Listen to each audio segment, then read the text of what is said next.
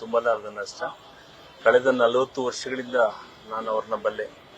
ಅವರು ಪೊಲೀಸ್ ಇಲಾಖೆಯಲ್ಲಿ ಕೆಲಸ ಮಾಡ್ತಾ ಇದ್ದ ದಿನಗಳಲ್ಲಿ ಹಿಂದುಳಿದ ವರ್ಗಗಳ ಮತ್ತು ಧ್ವನಿ ಇಲ್ಲದವರ ಪರವಾಗಿ ಹೋರಾಟ ಮಾಡ್ತಕ್ಕಂಥ ದಿನಗಳಿಂದ ಅವ್ರನ್ನ ಬಲ್ಲೆ. ಅವರೊಬ್ಬ ಛಲಗಾರ, ಹೋರಾಟಗಾರ, ಕಲೆಗಾರ, ಬಹಳ ವರ್ಣಮಯವಾದಂಥ ಅವರ ಜೀವನದಲ್ಲಿ ಜೊತೆಯಲ್ಲಿ ನಾನು ಕಂಡಿರ್ತಕ್ಕಂಥವ್ನು. ನಮ್ಮ ರಾಜಾಜಿನಗರ ಕ್ಷೇತ್ರದಲ್ಲೇ ವಾಸವಾಗಿದ್ದಂಥವ್ರು, ಫಸ್ಟ್ ಸ್ಟ್ಯಾಂಡ್ ಬ್ಲಾಕ್ ಅಲ್ಲಿದ್ದವರು, ತದನಂತರ ಪಶ್ಚಿಮ ಘಾಟ್ ರಸ್ತೆಯಲ್ಲಿ ಬಂದಂಥವ್ರು.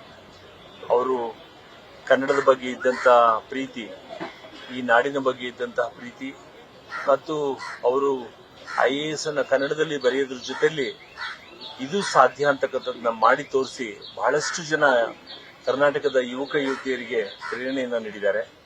ಜೊತೆಯಲ್ಲಿ DC ಡೆವಲಪ್ಮೆಂಟ್ ಆಗಿ ನಾನು ಕಾರ್ಪೊರೇಟರ್ ಆಗಿ ಕೆಲಸ ಮಾಡ್ತಾ ಇದ್ದ ದಿನಗಳಲ್ಲಿ ಬಹುಶಃ ಬಹಳಷ್ಟು ಇನಿಷಿಯೇಟಿವ್ಗಳನ್ನ ಮಾಡಿದ್ರು. ಅವ್ರ ಮನೆ ಪಕ್ಕದಲ್ಲೇನೆ ಸೆಂಟ್ ತೆರೇಸಾ ಕಾಂಪೌಂಡ್ ಪಕ್ಕದಲ್ಲೇ ಗುಡಿಸಲುಗಳಿತ್ತು. ಬಹುಶಃ ಆ ದಿನಗಳಲ್ಲಿ ಆ ಗುಡಿಸಲಲ್ಲಿ ಯಾಕಿರ್ಬೇಕು ಅಂತೇಳಿ ಕೂಡಲೇ ಮನೆಯನ್ನ ಕಟ್ಸ್ಕೊಟ್ರು ಮತ್ತು ಬೇರೆ ಬೇರೆ ಹಲವಾರು ರೀತಿಯಾದ ಅಭಿವೃದ್ಧಿ ಕೆಲಸಗಳನ್ನ ಮಾಡಿದ್ರು. ಜೊತೆಯಲ್ಲಿ ಯಾವುದೇ ಅನ್ಯಾಯಗಳಾದಾಗ ಅವರು ಬಿಡ್ತಾ ಇರಲಿಲ್ಲ. ಮತ್ತು ಚಲನಚಿತ್ರ ರಂಗದಲ್ಲೂ ಸಹ ಅವರು ಮಾಡಿರ್ತಕ್ಕಂಥದ್ದು, ಕೊಟ್ಟಿರ್ತಕ್ಕಂಥದ್ದು ನಿಜವಾಗ್ಲೂ ಶ್ಲಾಘನೀಯ. ನೋವಿನ ಸಂಗತಿ, ಕಳೆದ 1.5 ತಿಂಗಳಿಂದ ಕುತ್ಕೊಂಡು ಜೊತೆನಲ್ಲೇ ಮಾತಾಡಿದ್ರು ಪಶ್ಚಿಮ ಘಾಟ್ ರಸ್ತೆ ಮನೆಯಲ್ಲಿ. ಅವರು ಪಾರ್ಲಿಮೆಂಟ್ ಕಂಟೆಸ್ಟ್ ಮಾಡಬೇಕಾಗಿತ್ತು, ಪಾರ್ಲಿಮೆಂಟ್ ಅಲ್ಲಿ ಕಂಟೆಸ್ಟ್ ಮಾಡಬೇಕು ಅಂತಕ್ಕಂಥದ್ದನ್ನ ವ್ಯಕ್ತಪಡಿಸಿದ್ರು.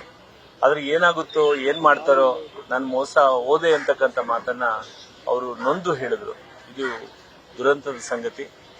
ಆದ್ರೆ ನಿಜವಾಗ್ಲೂ ಕೆ. ಶಿವರಾಮ್ ಅವರ ಜೀವನ ಸ್ಫೂರ್ತಿದಾಯಕ. ಮತ್ತು ಅವರು ಮನುಷ್ಯ ಹುಟ್ಟಿದ ಮೇಲೆ ಒಂದ್ ದಿವಸ ಹೋಗ್ಲೇಬೇಕು. ಆದ್ರೆ ಕೆಲವರು ಸತ್ತ ಮೇಲೂ ಬದುಕ್ತಾರೆ ಅನ್ಲಿಕ್ಕೆ ಕೆ. ಶಿವರಾಮ್ ಅವರು ಇವತ್ತು ಒಂದು ಉದಾಹರಣೆ ಅಂತಕ್ಕಂಥ ಮಾತನ್ನ ಹೇಳಲಿಕ್ಕೆ ಬಯಸ್ತೇನೆ. ಬಹಳಷ್ಟು ಜನಗಳಿಗೆ ಉದ್ಯೋಗ ಅವಕಾಶಗಳಿರ್ಬೋದು ಮತ್ತು ನಾನು ಕಂಡಾಗೆ ಬಹಳಷ್ಟು ಜನ ಬಂದವರಲ್ಲಿ ಸಾಂತ್ವನವನ್ನ ಬಂದಂತ ನೊಂದಂತಹ ಯುವಕ ಯುವತಿಯರಿಗೆ ಮತ್ತು ಬಡ ಕುಟುಂಬಗಳಿಗೆ ಸಾಂತ್ವನ ಹೇಳ್ತಕ್ಕಂಥ ಹೃದಯವಂತಿಕೆ ಅವರಲ್ಲಿ ನಾನು ಕಂಡಿದ್ದೇನೆ. ಅಂತ ಒಬ್ಬ ಮಹಾ ಗೆಳೆಯನನ್ನ ಕಳ್ಕೊಂಡಿದ್ದೇವೆ. ಅವರ ಆತ್ಮಕ್ಕೆ ಶಾಂತಿಯನ್ನ ಕೋರ್ತಾ ಮತ್ತು ಕ್ರಾಂತಿಕಾರಿ, ಅವರು ಯಾವುದನ್ನು ಪ್ರಶ್ನೆ ಮಾಡ್ತಕ್ಕಂಥವ್ರು. ಇವತ್ತು ಅವರ 3 ಜನ ಹೆಣ್ಮಕ್ಳು, ಅವರ ಪತ್ನಿಯವರಿಗೆ ಈ ನೋವನ್ನ ಬರೆಸ್ತಕ್ಕಂಥ ಶಕ್ತಿಯನ್ನ ಕೊಡ್ಲಿ ಮತ್ತು ಕಳ್ಕೊಂಡಿರ್ತಕ್ಕಂಥ ಅವರ ಅಭಿಮಾನಿಗಳಿಗೆ, ಸ್ನೇಹಿತರಿಗೆ ಅವರ ಆದರ್ಶಗಳು ಅವರಲ್ಲಿ ನಿಂತು ಅವರ ಆತ್ಮಕ್ಕೆ ನಾವು ಅನುಸರಿಸಣೆ ಮಾಡೋದ್ರ ಮುಖೇನ ಅವರ ಆತ್ಮಕ್ಕೆ ಶಾಂತಿಯನ್ನ ಕೋರೋಣ ಅಂತ ಹೇಳ್ತಾ ಮತ್ತೊಮ್ಮೆ ಕೆ. ಶಿವರಾಮ್ ಅವರಿಗೆ ಇವತ್ತು ನಾನು ಅವರ ಆತ್ಮಕ್ಕೆ ಶಾಂತಿಯನ್ನು ಕೋರ್ತೇನೆ. ನಮಸ್ಕಾರ.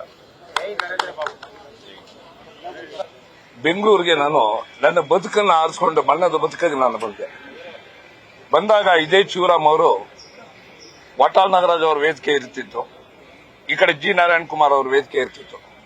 ಅಲ್ಲಿ ಜಾನಪದ ಗೀತೆಗಳನ್ನ, ಜನಕ್ಕೆ ಬೇಕಾಗಿರುವಂತ ಅತ್ಯದ್ಭುತವಾದ ಜಾನಪದ ಗೀತೆಗಳನ್ನ ಆಡ್ತಾ ಇದ್ರು. ಆ ಸಂದರ್ಭದಲ್ಲಿ ನಾನು ನಾಟಕಗಳನ್ನ ಮಾಡ್ತಾ ಇದ್ದೆ. ಆ ಸಮಯದಲ್ಲಿ ಕಳೆದ 30 ವರ್ಷಗಳಿಂದ ಅವರ ಪರಿಚಯ, ಒಡನಾಟ ಇತ್ತು. ಅವರು ಸಜ್ಜನಿಕೆಗೆ ದೊಡ್ಡ ಹೆಸರು, ಕನ್ನಡದ ಬಗ್ಗೆ ಒಂದು ವಿಶೇಷವಾದ ಒಲವಿತ್ತು. ಜೊತೆಗೆ ಹಿರಿಯ ಕಲಾವಿದರನ್ನು ಕಂಡ್ರೆ ಅವ್ರಿಗೆ ಬಹಳ ಒಂದು ಗೌರವ ಇತ್ತು. ಅದಕ್ಕೆ 2 ಉದಾಹರಣೆಯನ್ನು ಕೊಡ್ತೇನೆ. ಒಂದು, ಚಂದವಳ್ಳಿ ತೋಟದ ಅಶ್ವಥ್ ನಾರಾಯಣ ಅವರು ಒಂದು ಬೆನಿಫಿಟ್ ಶೋ ಹಾಕಿದ್ದಾಗ ನಾನು ದಾವಣಗೆರೆಯಲ್ಲಿ ನಡ್ಕೊಂಡು ಹೋಗ್ತಾ ಇದ್ದೆ ನನ್ನ ಗೆಳೆಯರ ಜೊತೆ ಬೀದಿ ನಾಟಕವನ್ನು ಮಾಡೋದಕ್ಕೆ. ಆ ಸಮಯದಲ್ಲಿ ಜಿಲ್ಲಾಧಿಕಾರಿಯಾಗಿದ್ದಂತ ನಮ್ಮ ಶಿವರಾಮ್ ರವರು ಕಾರ್ ನಿಲ್ಲಿಸ್ಬಿಟ್ಟು ಅವ್ರ ಡ್ರೈವರ್ ನನ್ನ ಹತ್ರ ಬಂದು, ಸರ್ ಸಾಹೇಬ್ರು ಕರೀತಿದ್ದಾರೆ ಅಂತಂದ. ನನ್ಗೆ ಯಾರು ಸಾಹೇಬ್ರು ಇಲ್ಲಪ್ಪ, ಬಣ್ಣದ ಕಲಾವಿದ್ರು ನಾವು, ಬಣ್ಣ ಹಚ್ಚಿದ್ರು ದುಡ್ಡು ಇಲ್ಲದೆ ಇಲ್ಲ ಅಂತ. ಸರ್ DC ಅವ್ರು ಕರೀತಿದ್ದಾರೆ ಅಂದ್ರು. 10 ಗಂಟೆ ಸಮಯ. ನಾನು ನೋಡ್ತೀನಿ ಶಿವರಾಮ್ ಅವರು, ಏನ್ ರಮಣದವರೇ ದಾವಣಗೆರೆಗೆ ಬಂದ್ಬಿಟ್ಟಿರಿ ಅಂದ್ರು. ಇಲ್ಲಿ ಬೀದಿ ನಾಟಕಗಳನ್ನ ಮಾಡೋದಕ್ಕೆ ಬಂದಿದ್ದೀನಿ ಸರ್, ಯಾವ್ದೋ ಏಡ್ಸ್ ಬಗ್ಗೆ ಮತ್ತೆ ಆರೋಗ್ಯದ ಬಗ್ಗೆ ಅಂತ ಹೇಳಿದಾಗ ನಾನು ಇಲ್ಲೇ ಜಿಲ್ಲಾಧಿಕಾರಿ ಆಗಿದ್ದೀನಿ, ದಯವಿಟ್ಟು ನೀವು ನಮ್ಮ ಕಚೇರಿಗೆ ಬನ್ನಿ ಅಂದ್ರು. ಯಾರಾದ್ರೂ ಒಬ್ರು ಆ ತರ ನಿಲ್ಲಿಸ್ತಾರ? ಯಾರು ನಿಲ್ಸಲ್ಲ. ದೊಡ್ಡ ಅಧಿಕಾರಿಗಳು ಸಣ್ಣ ಪುಟ್ಟ ಆಕ್ಟ್ ಮಾಡೋರೆ ಮಾತಾಡ್ಸಕ್ಕಾಗಲ್ಲ ಅವ್ರನ್ನ. ಆದ್ರೆ ನಿಲ್ಲಿಸಿ ಮಾತಾಡಿದ್ರು. ಹೋದೆ. ಆ ಸಮಯದಲ್ಲಿ ನಾನು, ಸರ್ ಅಶ್ವಥ್ ನಾರಾಯಣ ಅವರು ಕಾರ್ಯಕ್ರಮ ಹಾಕಿದ್ದಾರೆ, ಹಿರಿಯ ಕಲಾವಿದರು, ಅವ್ರಿಗೆ ಅವಕಾಶ ಇಲ್ಲ ಸರ್ ಅಂತ ಹೇಳಿದೆ. ಅವ್ರು ಹೇಳಿದ್ರು, 2 ದಿನ ಬಿಟ್ಟು ನಾನು ಅಲ್ಲೇ ಹೋದೆ, ಕಾಫಿ ಕುಡಿಸಿ ಹೇಳಿದ್ರು, ಅವ್ರಿಗೆ 25,000 ರೂಪಾಯಿ ಕೊಟ್ಟೆ ಅಂದ್ರು. ಜೊತೆಗೆ ಅವ್ರ ಕನ್ನಡದ ಬಗ್ಗೆ ಒಂದು ವಿಶೇಷವಾದ ಕಾಳಜಿ ಇತ್ತು. ಕನ್ನಡದ ಯಾವ್ದಾದ್ರು ಒಂದು ಗೀತೆಯನ್ನು ಹೇಳಿದ್ರೆ ಇನ್ನೊಂದ್ಸಾರಿ ಹೇಳಿ ಅಂತ ಹೇಳೋರು. ನಾನು ಅವಾಗ ಒಂದು ಗೀತೆಯನ್ನು ಹೇಳ್ತಿದ್ದೆ, ಏನಂತಾರೆ, ಈಚೀಚ್ಗೊಂದು ಮಾತು ಹೇಳ್ತೀನಿ, ಕುಂತ್ಕೊಂಡು ಕೇಳೋ ಅಣ್ಣ, ನಿಂತ್ಕೊಂಡು ಕೇಳೋ ಅಣ್ಣ, ದೇಶದಲ್ಲೆಲ್ಲ ಕನ್ನಡ ನಾಡಿನಲ್ಲಿ ಹುಟ್ಟಿ ದೇಶ ಕೋಶ ಭಾಷೆ ವೇಷ ತುಳಿತಾವ್ರೆ ಮಿಟ್ಟಿ. ನಮ್ಮನ್ನ ನಾವೇ ಕಳ್ಕೊಂಡ ಮೇಲೆ ಉಳಿಯೋದೇನು ನಾಡು, ನಮ್ಮನ್ನ ನಾವೇ ಕಳ್ಕೊಂಡ ಮೇಲೆ ಉಳಿಯೋದು ಬರೀ ಸುಡುಗಾಡು ಅಂತ ಈ ತರ ಹೇಳ್ತೀವಿ. ಚಪ್ಪಾಳೆ ತಟ್ಟಿ ಒನ್ಸ್ ಮೋರ್ ಅನ್ನೋರು.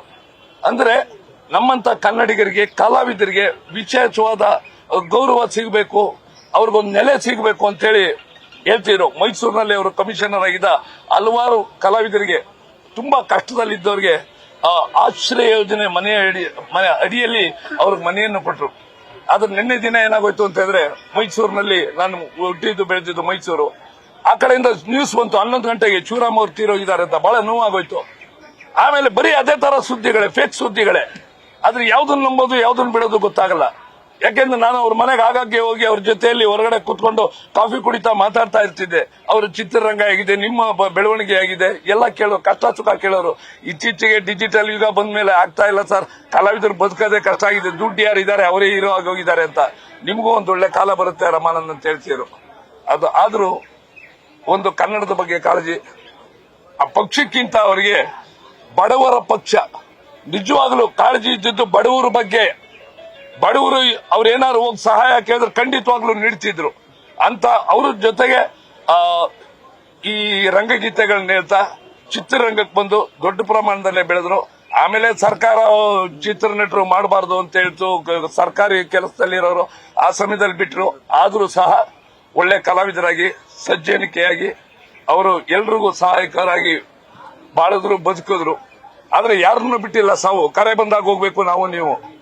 ಆದ್ರೆ ಅವ್ರಿಗೆ ಮುಂಚಿತವಾಗಿ ಹೋಗ್ಬಿಟ್ರು ಅವರು. ಏನು ಮಾಡಕ್ಕಲ್ಲ, ನಾವು ಹಿಂದೆ ಹೋಗ್ತೀವಿ ಅಷ್ಟೇ. ಆದ್ರೆ ಏನಪ್ಪಾ ನೋವೊಂದು ಸಂಗತಿ ಅಂತ ಹೇಳಿದ್ರೆ, ಇಷ್ಟು ಬೇಗ ಹೋಗಬಾರ್ದಾಗಿತ್ತು. ಅವರು ಒಂದು ನಿಜವಾಗ್ಲೂ ಎಲೆಕ್ಷನ್ ಅಲ್ಲಿ ಗೆಲ್ತಿದ್ರು, ಗೆದ್ದು ಬಡವರಿಗೆ ಖಂಡಿತವಾಗ್ಲೂ ಸಹಕಾರವನ್ನು ನೀಡ್ತಾ ಇದ್ರು. ಅಂತವ್ರು ಇಲ್ವಲ್ಲ ಅಂತೇಳಿ ನಿಜಕ್ಕೂ ಮನಸ್ಸಿಗೆ ಆಘಾತ ಆಗುತ್ತೆ, ನೋವಾಗುತ್ತೆ. ಕನ್ನಡದ ಬಗ್ಗೆ ಪ್ರಪ್ರಥಮವಾಗಿ IAS ಮಾಡಿದವರು ನಮ್ಮ ಎಲ್ಲ ಕನ್ನಡಿಗರಿಗೆ ಒಂದು ಹೆಮ್ಮೆಯ ವಿಷಯವಾಗಿದೆ. ಅವ್ರ ಮನೆಯವರಿಗೆ, ಅವ್ರ ಕುಟುಂಬದ ಸದಸ್ಯರಿಗೆ, ಅವರ ಸ್ನೇಹಿತರಿಗೆ, ಅವರ ಬಂಧು ಬಳಗದವರಿಗೆ ತುಂಬಾ ದುಃಖ ಬರೋ ಸಂಗತಿಯಾಗಿದೆ. ಅವರಿಗೆ ದುಃಖ ಬರೆಸುವಂತ ಶಕ್ತಿಯನ್ನ ಆ ಸೃಷ್ಟಿಕರ್ತ ಕೊಡ್ಲಿ ಅಂತೇಳಿ ಈ ಸಮಯದಲ್ಲಿ ಒಂದೇ ಒಂದು ಇದು ಮನಸ್ಸಿನಲ್ಲಿ ನನಗೆ ಬಂದಿತ್ತು. ಈ ಭಾರತ ರತ್ನ ಪ್ರಶಸ್ತಿ ಇದೆ, ಹಾಗೆ ಕರ್ನಾಟಕದಲ್ಲಿ ಕರ್ನಾಟಕ ರತ್ನ ಪ್ರಶಸ್ತಿ ಇದೆ. ನಿಜವಾಗ್ಲೂ ಇಂಥ ಮಹನೀಯರಿಗೆ ಕೊಡಬೇಕು ಅಂತ ನಾನು ಹೃದಯಾಂತರದಿಂದ ಕೇಳ್ತೀನಿ. ನಮಸ್ಕಾರ. ನ್ಯೂಸ್ ಫಸ್ಟ್, ನಿರ್ಭೀತಿಯಿಂದ ನಿಮ್ಮ ಪರವಾಗಿ.